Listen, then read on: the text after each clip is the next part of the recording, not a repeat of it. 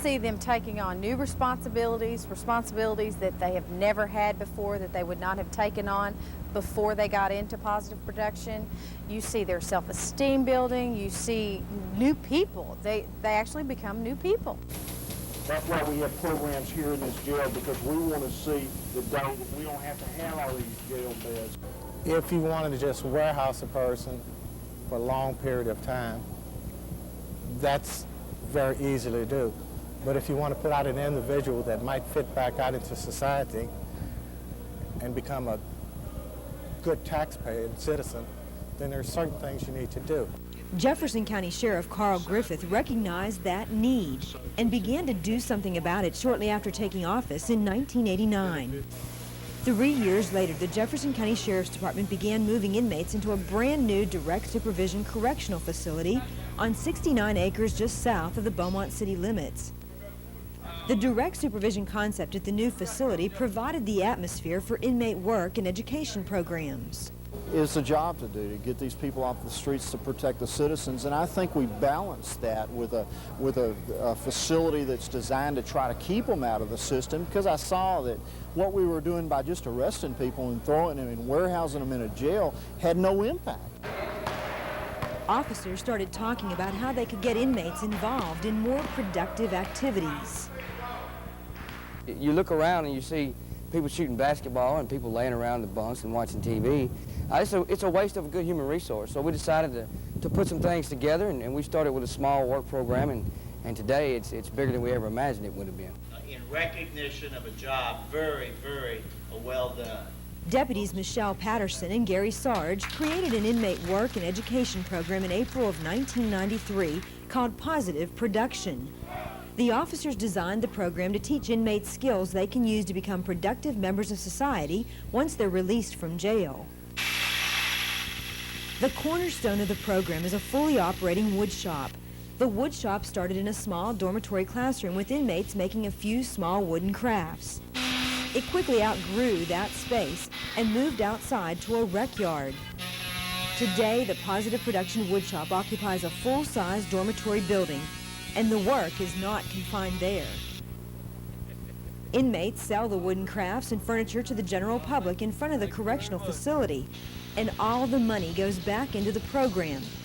The program got its initial funding by borrowing $300 from the Inmate Commissary Fund. Today, the program is entirely funded by sales from the wood shop and other inmate industries and services. Most inmates in Positive Production start by working in the wood shop.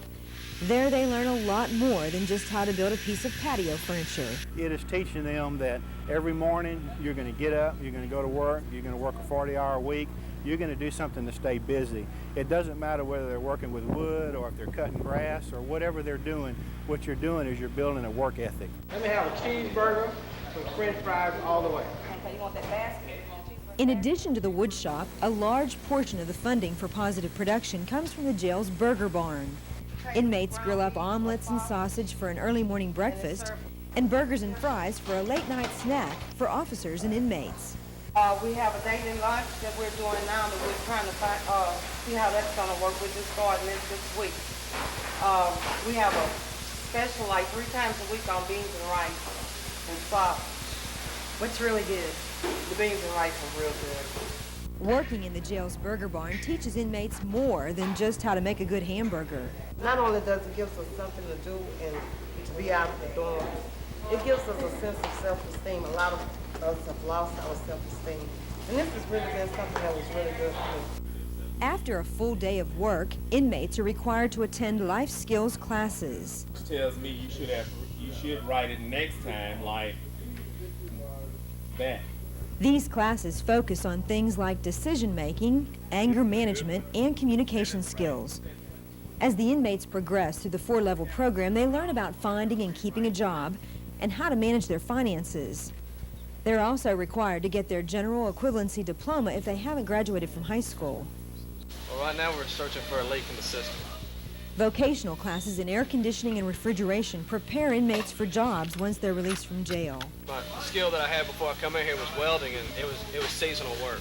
And this here, I can use it year-round. Inmates can also get training in auto mechanics and auto body paint and repair. Side to side, like a swing. The goal here is that they got to realize that there's a struggle to everything that you want in life, and this is just an example of one of those kind of events that you might run into life. Sometimes an inmate needs a little extra preparation for classroom learning and work training. A military-style boot camp inside the jail provides discipline and helps inmates build confidence in themselves. Believe all the things that they're going through right now that's challenging them as individuals, they'll remember once they're in the classroom, and they'll say, well, if I can accomplish the dangle-do on the ropes course, then I can pass my GED test. Challenges make the person stronger. Boot camp inmates live in a large tent with few, if any, comforts of home. Their training days begin several hours before the sun rises and end well into the night. You know, and going through boot camp, Senior D.I. Weaver taught us, practice makes perfect. Work hard in here, you're gonna work hard in the world. Simple as that. Tools over here. Give me platoon formation over there. Let's go. Let's move. Inmate labor in a variety of areas keeps the Jefferson County Correctional Facility in tip-top shape. Inmates help out with all kinds of cleanup jobs. Inmates on maintenance crews help county employees with all types of construction, maintenance, and yard work at the facility. No matter what the task, you'll likely find inmates doing the work, taking on some responsibility for themselves and their fellow inmates. Some of the work inmates take on, both inside and outside the correctional facility, falls into the category of community service. Inmates receive no compensation for community service other than the satisfaction of helping others. I fix these bikes and give them away to kids that need them, they can't afford to buy them. How's that make you feel? Real good. Real good. It's very satisfying. Under the supervision of deputies and corrections officers, an army of inmates invaded flooded neighborhoods in North Jefferson County in October 1994. Before the floodwaters hit, inmates worked day and night placing sandbags around homes. And as soon as the water began to recede, they moved in to help residents clean up. With the help of some local paint businesses and inmate labor, some low-income senior citizens are getting a fresh new look to their homes.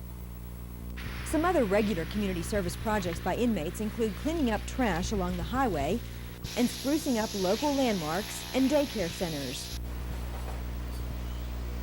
In the fourth and final phase of the Positive Production Program, inmates find jobs out in the community. Part of the money they earn goes back to the county to pay for their incarceration, and part goes into a savings account for the inmate for when he's released from jail. In some cases, inmates make financial restitution for their crimes. The outside employment is not only a practical way to help inmates get a fresh start financially when they're released from jail, but it also helps them continue to build the self-esteem they need to succeed. And most of the inmates are able to keep their jobs once they're released from jail. 38-year-old Cheryl Duraso works 12 to 13 hours a day, dividing her time between her family's floral and gift shop and a local beauty salon. I think that the fact that this program is oriented toward giving these inmates the capacity to go out and find a job and become a productive member of our society is exactly the objective we ought to be shooting for. Well, I believe there ought to be a price for crime, and I think part of the price that inmates ought to make is working. And I was very impressed by the setup in Jefferson County.